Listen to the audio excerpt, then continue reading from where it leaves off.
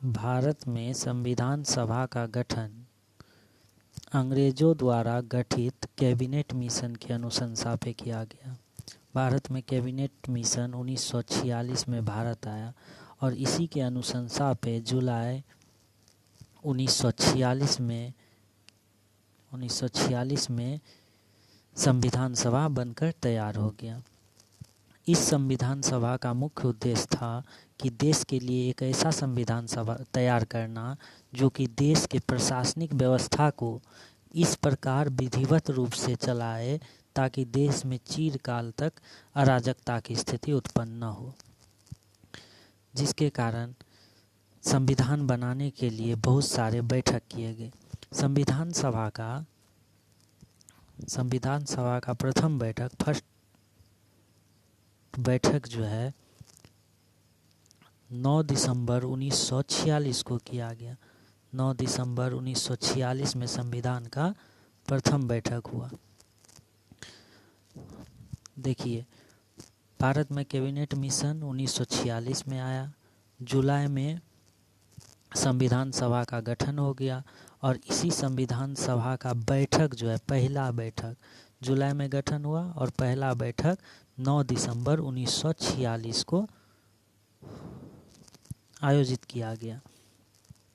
अब इसमें हुआ क्या कि संविधान सभा के सबसे बुजुर्ग सदस्य डॉक्टर सच्चिदानंद सिन्हा को इसका सदस्य चुना गया, मतलब अध्यक्ष चुन लिया गया।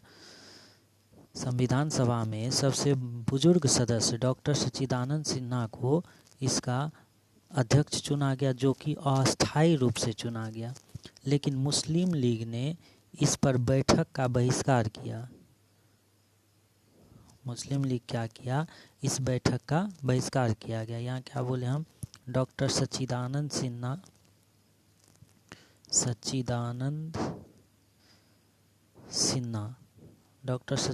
सिन्हा को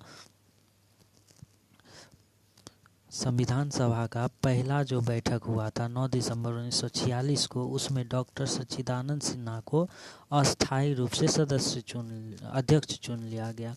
लेकिन बाद में इसके ठीक 2 दिन बाद, मतलब 9, 10, 11 दिसंबर 1946 को डॉक्टर राजेंद्र प्रसाद को अस्थायी अध्यक्ष के रूप में चुन लिया गया। डॉक्टर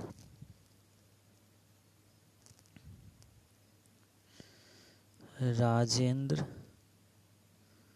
प्रसाद। अब देखिए, क्वेश्चन में पूछता है कि संविधान सभा के अस्थायी सदस्य कौन हैं, तो डॉक्टर सच्चिदानंद सिन्हा। लेकिन अस्थायी अध्यक्ष, संविधान सभा के अस्थायी अध्यक्ष डॉक्टर सच्चिदानंद सिन्हा, लेकिन अस्थायी अध्यक्ष राजेंद्र प्रसाद को चुना गया।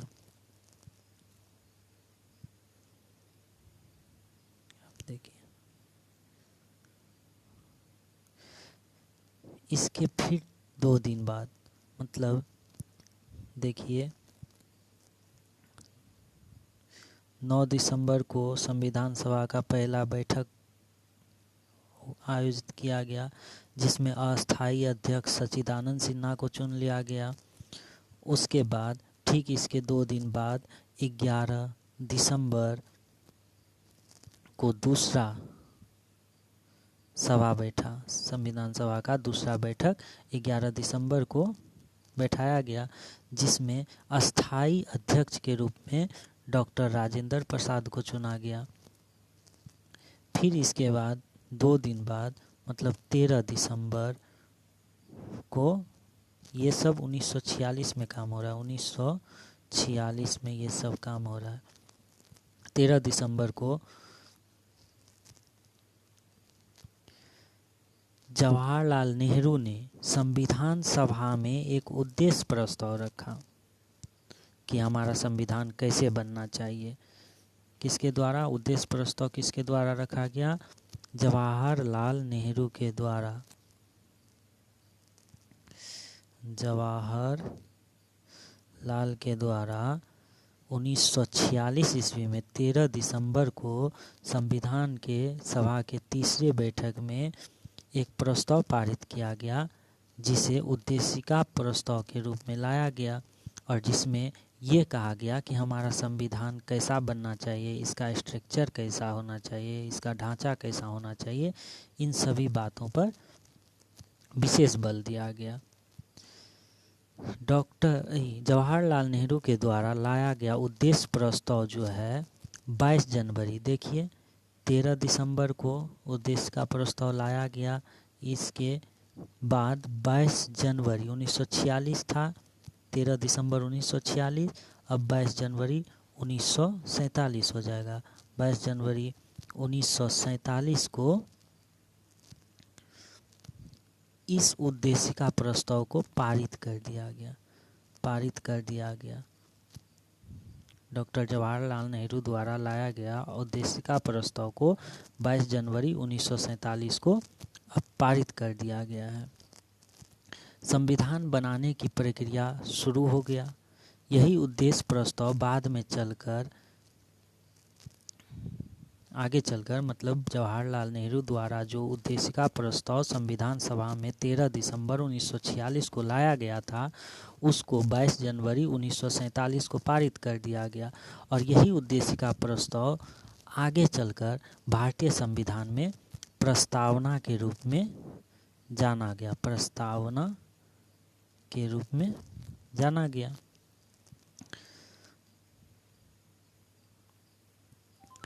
हमारे संविधान के प्रस्तावना में मुख्य रूप से 4 बातें निहित हैं।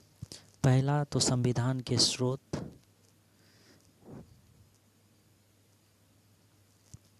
पहला बात यह है कि संविधान का स्रोत,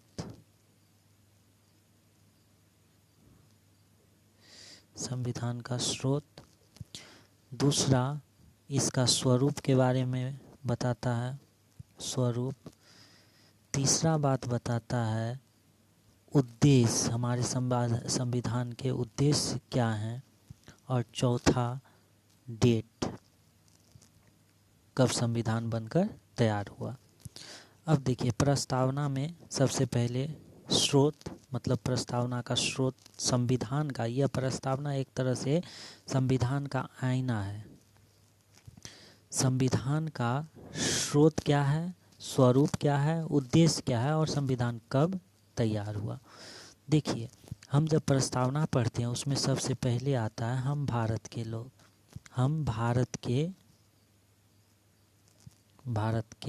लोग। तो कहने का मतलब है कि हम भारत के लोग अर्थात जनता।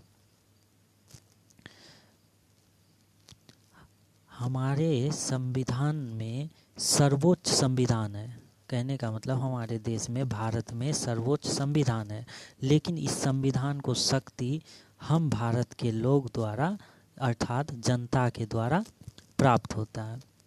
अब संविधान का स्वरूप क्या है? संविधान का स्वरूप है कि हमारा देश का संविधान किस प्रकार का होना चाहिए, इस पे बात करते हुए कहा गया कि संपूर्ण प्रभुत्व संपन्न होना चाहिए। संपूर्ण प्रभुत्व संपन्न होना चाहिए, प्रभुत्व संपन्न होना चाहिए। संपूर्ण प्रभुत्व संपन्न मतलब आत्मनिर्भर होना चाहिए। संप्रभु इसको बोलते हैं, संप्रभु होना चाहिए। संप्रभु मतलब हम अपना निर्णय खुद ही लेंगे।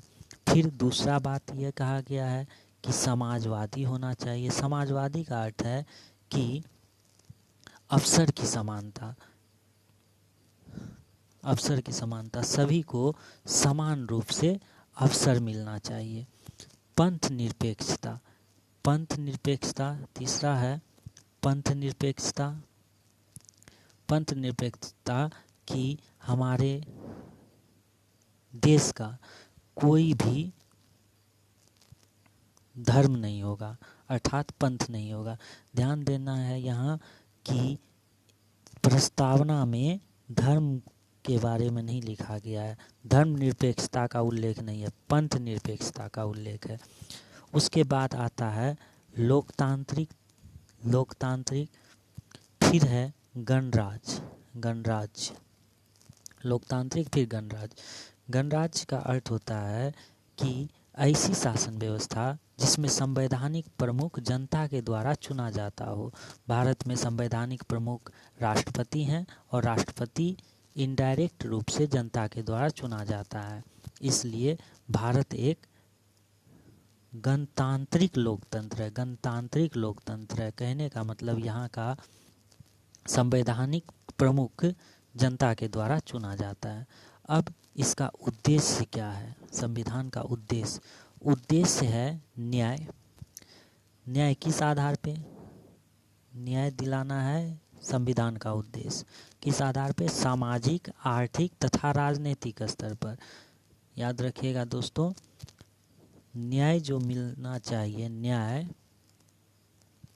न्याय किस किस आधार पे? सामाजिक, आर्थिक तथा राजनीतिक। सामाजिक, आर्थिक और राजनीतिक स्तर पर। फिर है स्वतंत्रता। स्वतंत्रता का बात कहा गया है। स्वतंत्रता किस क्षेत्र में? स्वतंत्रता होना चाहिए विचारों की स्वतंत्रता, अभिव्यक्ति की स्वतंत्रता, विश्वास की स्वतंत्रता, आस्था की स्वतंत्रता, उपासना की स्वतंत्रता। कहने का मतलब हम भारत के लोग अपने विचार प्रकट करने के लिए स्वतंत्र हैं। उस विचार को प्रकट करने के लिए स्वतंत्र है, किसी में विश्वास करने के लिए स्वतंत्र है, कोई भी आस्था के लिए हम स्वतंत्र हैं तथा हम किसी भी धर्म की उपासना करने के लिए स्वतंत्र हैं। फिर है समता। समता आता है समता अवसर की समता, प्रतिभा की समता। अवसर मतलब हुआ कोई भी कार्य में हम समान रूप से, हम भारतवासी समान रूप से स्वतंत्र हैं भाग लेने के लिए। व्यक्ति की गरिमा। व्यक्ति की गरिमा और राष्ट्र की एकता एवं अखंडता। व्यक्ति की गरिमा, राष्ट्र की एकता और अखंडता। फिर उसके बाद आता है डेट। डेट में कहा गया है कि हमारा संविधान 26 नवंबर 1949 को बनकर तैयार हो गया। अब देखिए यहाँ क्या है कि 26 नवंबर 1949 को बनकर तैयार हो गया, लेकिन लागू हुआ 26 जनवरी 1950 को। हमारा संविधान बनकर तैयार 26 नवंबर 1949 को बनकर तैयार हो गया, लेकिन लागू हुआ 26 जनवरी 1950। 26 नवंबर 1949 इस दिन संविधान बनकर तैयार हो गया, लागू हुआ 26 जनवरी 1950 को। देखिए ऐसा इसलिए हुआ कि बात 1930 की है। बात 1930 की है। 1930 को 26 जनवरी के दिन लाहौर के रावी नदी के किनारे हमने पूर्ण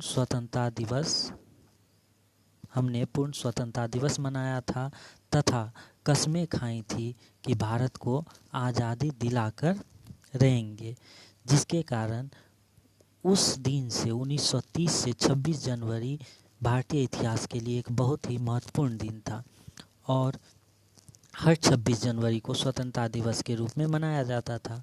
लेकिन हमें स्वतंत्रता 15 अगस्त को मिल चुकी थी और अब हम 15 अगस्त को स्वतंत्रता दिवस के रूप में मनाने लगे थे 1947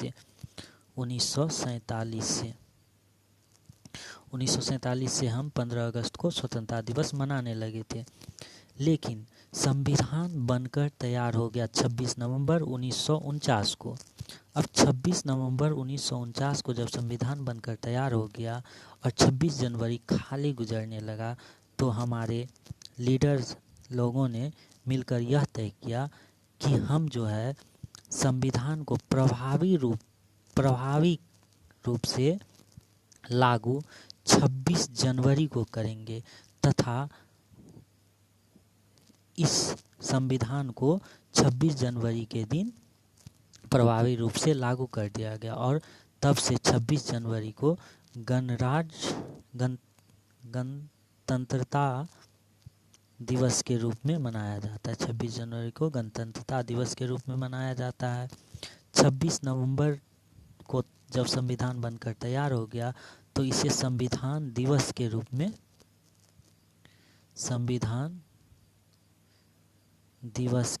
मनाया जाता है।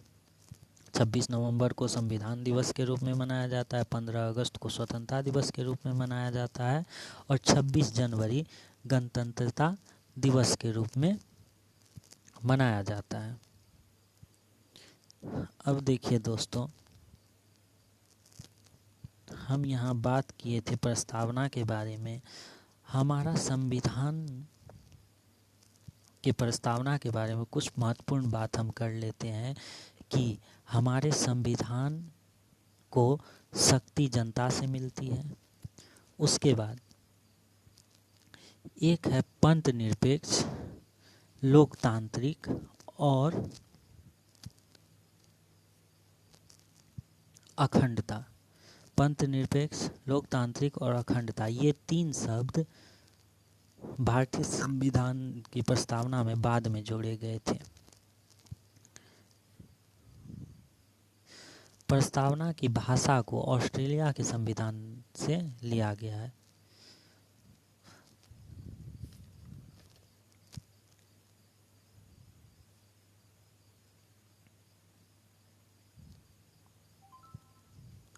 हमने पहले भी बताया है कि प्रस्तावना एक तरह से संविधान का आईना है। प्रस्तावना एक तरह से संविधान का आईना है, इसलिए प्रस्तावना के आधार पर हम न्यायालय में चुनौती नहीं दे सकते हैं, अर्थात प्रस्तावना की बातों के आधार पर मुकदमा नहीं लड़ सकते हैं। कहने का मतलब, मान लीजिए कोई किसी धर्म विशेष को फॉलो कर रहा है या फिर हम किसी और को कर रहे हैं, तो वो भी स्वतंत्र है और हम भी स्वतंत्र हैं।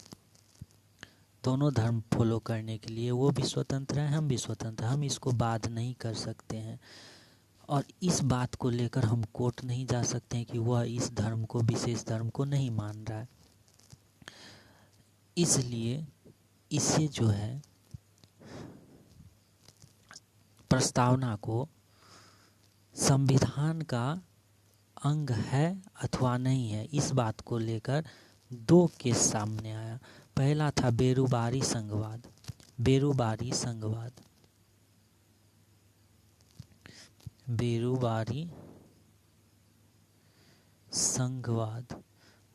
संघवाद 1960 ईस्वी में आया, जिसमें सुप्रीम कोर्ट ये फैसला दिया कि प्रस्तावना संविधान का अंग नहीं है।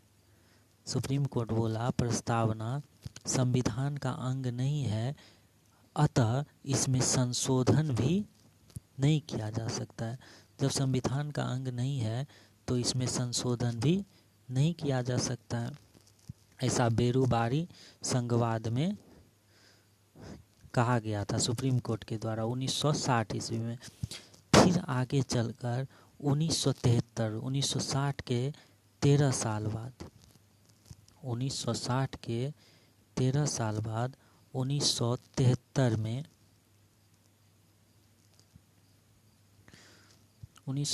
में हुआ क्या, एक केशवानंद भारती बनाम वर्सेस केरल राज्यवाद। केशवानंद भारती बनाम केरल राज्यवाद।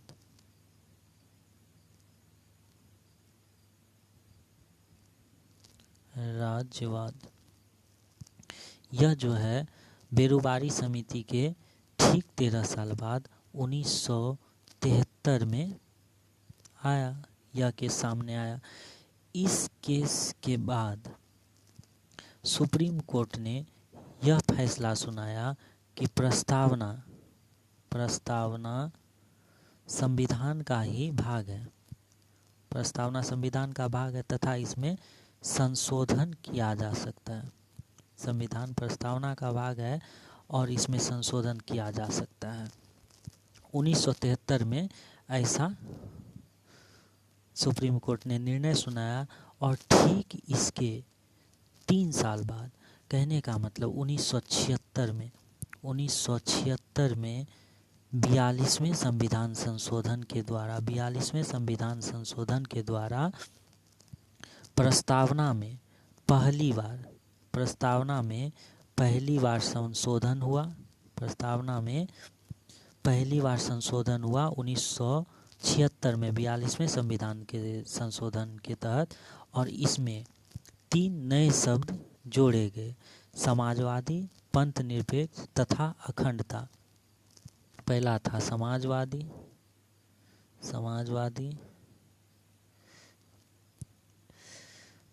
पंथ निरपेक्ष, फिर है अखंडता। अब क्या हुआ? पहला बेरोबारी संघवाद आया 1960 ईस्वी में, जिसके तहत सुप्रीम कोर्ट ने यह फैसला सुनाया कि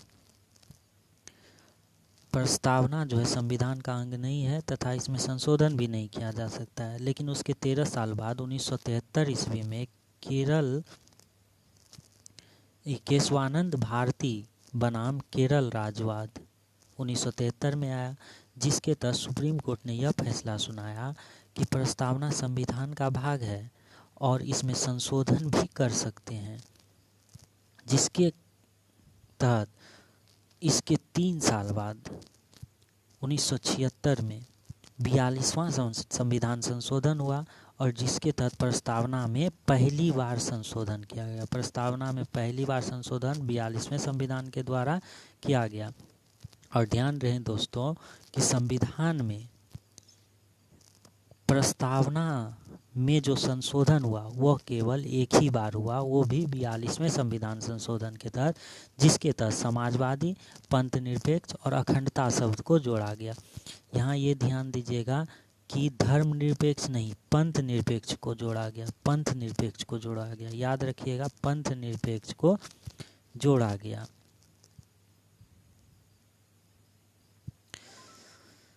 अब हम संविधान के प्रस्तावना से कुछ प्रश्न को लेते हैं।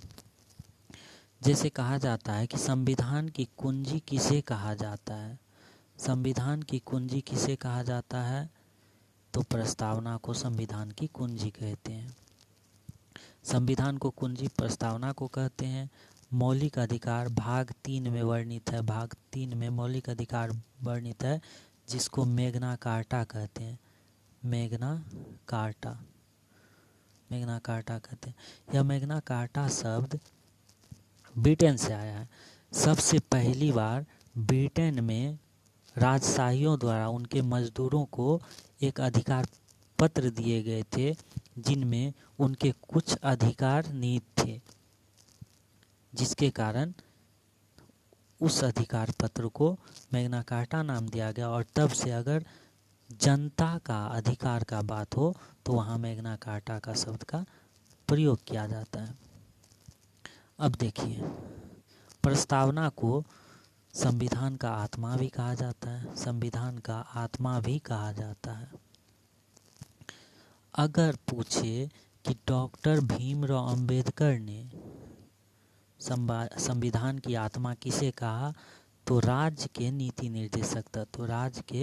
नीति निर्देशक तत्व को डॉक्टर भीमराव अंबेडकर ने संविधान की आत्मा का नाम दिया। दूसरा क्वेश्चन है, भारत में जनप्रिय संप्रभुता है क्योंकि भारत के संविधान की प्रस्तावना शुरू होती है इन शब्दों से। भारत की संविधान की प्रस्तावना शुरू होती है, हम भारत के लोग से। क्या कह रहा है कि भारत में जनप्रिय संप्रभुता है क्योंकि भारत के संविधान की प्रस्तावना शुरू होती है हम भारत के लोग से।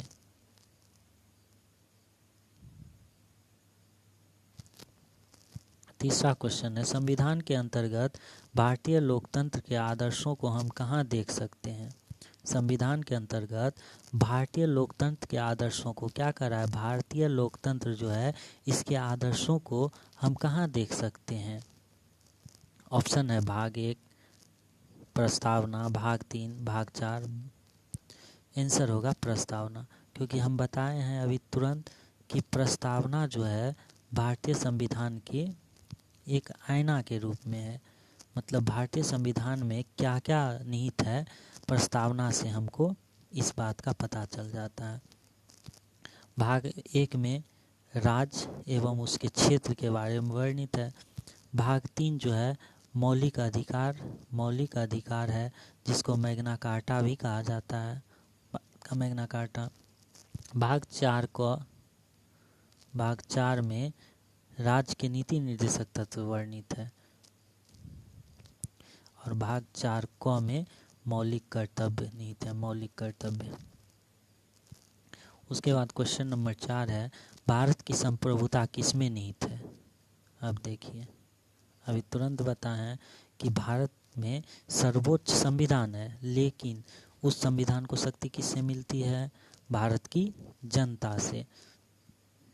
तो भारत की संप्रभुता किसमें निहित है, भारत की जनता में।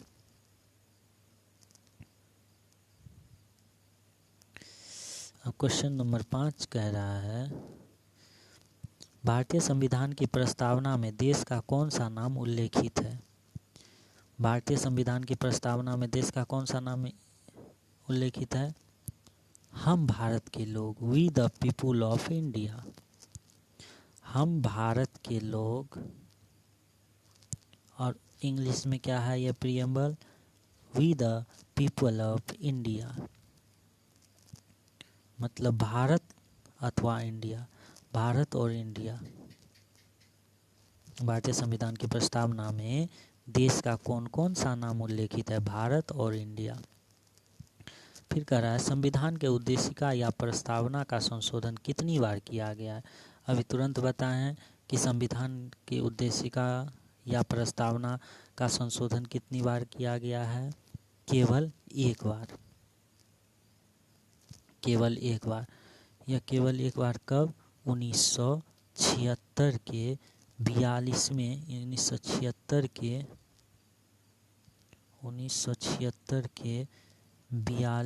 संविधान संशोधन के द्वारा किया गया, पहली बार संशोधन।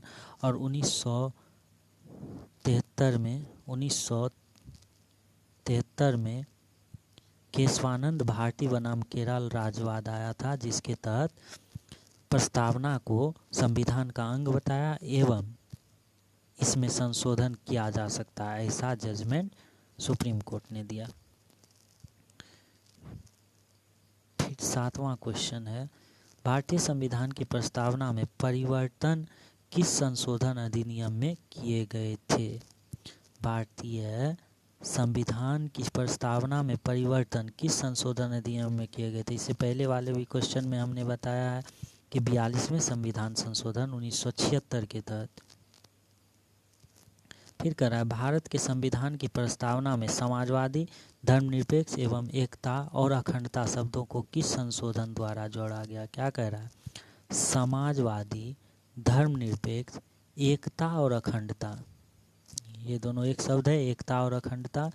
समाजवादी, धर्मनिरपेक्ष, 3 शब्दों को जोड़ा गया, समाजवादी, धर्मनिरपेक्ष, एकता और अखंडता। यूनिटी विथ इंटीग्रिटी, मतलब 3 शब्द को जोड़ा गया, समाजवादी, धर्मनिरपेक्ष, एकता और अखंडता। कब, यह 42वें संविधान संशोधन 42वें संविधान संशोधन 1976 के द्वारा ही जोड़ा गया था। 42वें संविधान संशोधन 1976। प्रस्तावना में पहली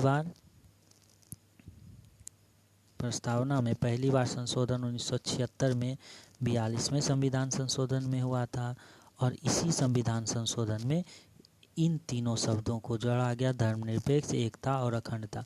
यह क्वेश्चन अक्सर पूछता है कि भारतीय संविधान में कौन सा शब्द निहित है। धर्मनिरपेक्ष, पंथ निरपेक्ष और सारे देते हैं, तो हम इसमें पंथ निरपेक्ष मारेंगे, पंथ निरपेक्ष। अब नेक्स्ट क्वेश्चन है 9वां नंबर। भारतीय संविधान के किस भाग में स्पष्ट रूप से घोषणा की गई है कि भारत एक धर्मनिरपेक्ष राज्य है? कह रहा है भारतीय संविधान के किस भाग में स्पष्ट रूप से घोषणा की गई है कि भारत एक धर्मनिरपेक्ष राज्य है? ऐसा प्रस्तावना में ही हमको देखने को मिलता है। भारतीय संविधान की प्रस्तावना में ऐसा लिखा हुआ है, भारत एक धर्मनिरपेक्ष राज्य है। इसका मतलब है कि भारतीय राज्य, भारत एक धर्मनिरपेक्ष राज्य है, इसका मतलब क्या है? धर्म विरोधी नागरिकों का समर्थन करता है? नहीं। बहुसंख्यक समुदाय के धर्म को समर्थन करता है? अल्पसंख्यक समुदाय के धर्म का समर्थन करता है? किसी निश्चित धर्म का समर्थन नहीं करता है। कहने का मतलब भारत का अपना कोई धर्म नहीं है, जिसके कारण भारत की इसी विशेषता भारत को धर्मनिरपेक्ष राज्य बनाती है। उसके बाद 11वां नंबर क्वेश्चन है, भारत एक गणतंत्र है, इसका अर्थ क्या है? हम बताए हैं इस क्वेश्चन को पहले ही थ्योरी पेपर में हमने बताया है कि गणतंत्र का अर्थ होता है कि वैसा शासन व्यवस्था जिसमें संवैधानिक प्रमुख जनता के द्वारा चुना जाता है। क्या करा है? सभी मामलों में अंतिम अधिकार जनता के पास है, ये नहीं होगा। भारत में संसदीय शासन व्यवस्था, ये नहीं होगा। भारत में वंशानुगत प्रमुख नहीं है, वंशानुगत नहीं है मतलब जनता के द्वारा चुना जाता है। भारत का एक संघ है, मतलब सी नंबर आंसर होगा। भारत एक गणतंत्र है, इसका अर्थ क्या है? भारत में वंशानुगत प्रमुख नहीं है, कहने का मतलब यहाँ चुना जाता है। प्रस्तावना का वह प्रावधान जो सभी वयस्क नागरिकों को मतदान का अधिकार प्रदान करता है कहलाता है? यहाँ देखिएगा, कह रहा है प्रस्तावना का वह प्रावधान जो सभी वयस्क नागरिकों को मतदान का अधिकार प्रदान कराता है। हम क्या बोले? अवसर की समता, अवसर की समता, अवसर की समता अर्थात मतलब हम डायरेक्ट या इनडायरेक्ट रूप से सरकार में भाग लेते हैं।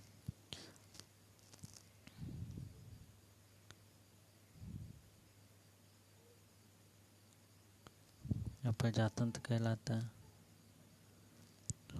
प्रस्तावना का वह प्रावधान जो सभी वयस्क नागरिकों को मतदान का अधिकार, प्रजातांत्रिक व्यवस्था में ही हमको अवसर मिलता है कि हम वोटिंग करें और हमारे द्वारा चुने गए लीडर हम पर शासन करें, वो भी हमारे मौलिक अधिकार को ध्यान में रखते हुए। अब क्वेश्चन नंबर 13 है, भारत के संविधान की प्रस्तावना में देखिएगा, गौर कीजिएगा, कितने प्रकार का न्याय, स्वतंत्रता, समानता एवं भ्रातृत्व का सही क्रम में उल्लेखित किया गया है? हमने अभी तुरंत बताया है आप लोगों को, न्याय किस आधार पे? 3 आधार पे, सामाजिक, आर्थिक और राजनीतिक स्तर पर। न्याय किन किन स्तर पे मिलना चाहिए? भारतीय संविधान में न्याय व्यवस्था जो है, न्याय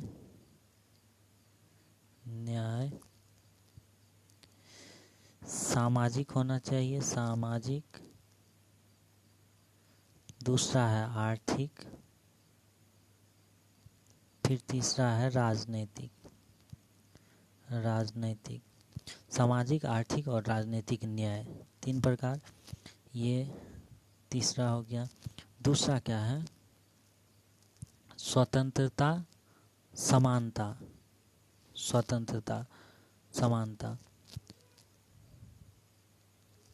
स्वतंत्रता है विचार की स्वतंत्रता, दूसरा नंबर अभिव्यक्ति की स्वतंत्रता, तीसरा विश्वास की स्वतंत्रता, चौथा आस्था की स्वतंत्रता, पांचवा उपासना की स्वतंत्रता। स्वतंत्रता किन किन मामलों में? विचार की स्वतंत्रता, अभिव्यक्ति की स्वतंत्रता, विश्वास की स्वतंत्रता, आस्था की स्वतंत्रता और उपासना की स्वतंत्रता, 5। और तीसरा है क्या? न्याय हो गया, स्वतंत्रता हो गया। न्याय 3 प्रकार के हैं, स्वतंत्रता 5, समानता समानता क्या है? अवसर तथा प्रतिष्ठा। अवसर की समानता, प्रतिष्ठा अथवा प्रतिष्ठा को ही हम प्रतिभा भी कहते हैं। प्रतिष्ठा अथवा प्रतिभा, अवसर की समानता, प्रतिभा की समानता। फिर कह रहा है भ्रातृत्व का सही क्रम। भ्रातृत्व क्या है? एक ही, अखंडता, मतलब अखंड भ्रातृत्व, राष्ट्र की एकता एवं अखंडता को सुनिश्चित करने वाली भ्रातृत्व होनी चाहिए, एक भ्रातृत्व का। अब देखिएगा, हमारे संविधान में न्याय 3 प्रकार के, न्याय की व्यवस्था 3 प्रकार की गई है, सामाजिक, आर्थिक और राजनीतिक। फिर है स्वतंत्रता। स्वतंत्रता हमें 5 प्रकार की है। विचार की स्वतंत्रता, अभिव्यक्ति की स्वतंत्रता, हम जो विचार किए उसको कहीं एक्सप्रेस कर सकते हैं। तीसरा है विश्वास की स्वतंत्रता, किसी पे हम विश्वास करें या ना करें, यह हमें स्वतंत्रता प्राप्त है। आस्था की स्वतंत्रता, हम किसी भी धर्म में आस्था रख सकते हैं, किसी भी धर्म में आस्था रख सकते हैं और किसी अन्य धर्म को उपासना कर सकते हैं। क्या क्या हुआ? विचार, अभिव्यक्ति, विश्वास, आस्था और उपासना। फिर समानता 3 प्रकार के,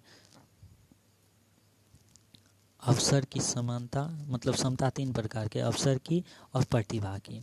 उसके बाद है बंधुता 1 प्रकार का है। क्वेश्चन नंबर 14 देखते हैं, प्रस्तावना में किस प्रकार के न्याय की बात की गई है?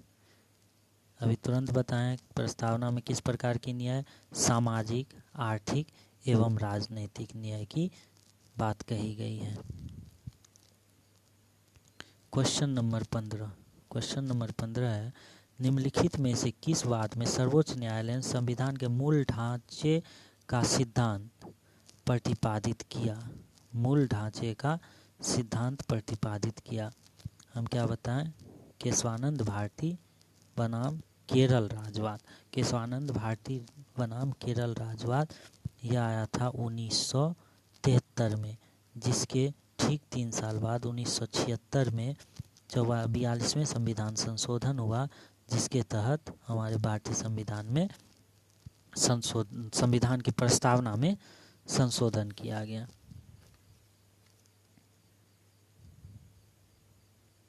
थैंक यू दोस्तों, कृपया शेयर एवं सब्सक्राइब करें।